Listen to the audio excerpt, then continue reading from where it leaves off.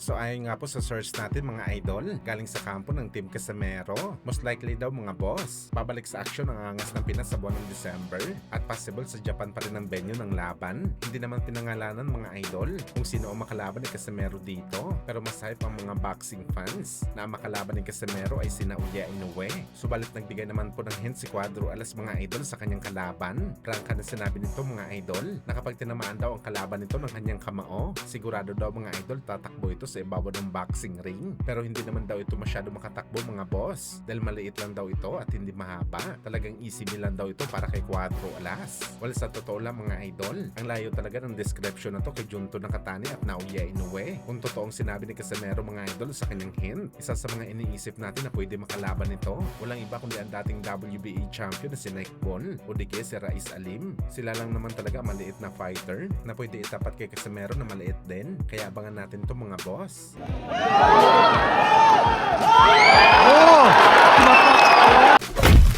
Samantala matapos mapabalita ng mga idol na posible mangyari ang bakbakan ni Teofimo Lopez Jr. kalaban ng WBO welterweight champion na si Rolando Romero na mangyayari sa August 15 sa Las Vegas. Kung saan mga boss, tila ang rumors na to hindi pa talaga final na mangyayari dahil meron kasi nagsasabi mga boss na iba daw ang big announcement na gagawin ni Teofimo Lopez Jr. sa kanyang next fight. Ayon sa report mga boss, si Tank Davis daw ang lalabanan ni Teofimo Lopez Jr. at hindi daw si Romero. Bali maglalaban daw si Lopez sa Tank Davis sa catch weight, lagpas sa 140 pounds. Well, maganda din ang bakbakan ni Teofimo Lopez Jr. at Romero mga boss. Pero mas maintriga talaga tayo sa sagupaan ni Tank Davis sa Teofimo. Pareho kasi malakas na fighter at matalino mag-isip sa bakbakan. Malamang mga idol, ginawang backup plan talaga ni Tank Davis itong si Teofimo. Sakaling tumanggi si Devin Haney na lumaban sa kanya, lalo pa kapag hindi ito napagbigyan ng kanyang gusto na rehydration clause sa bakbakan. Kaya abangan natin to mga boss.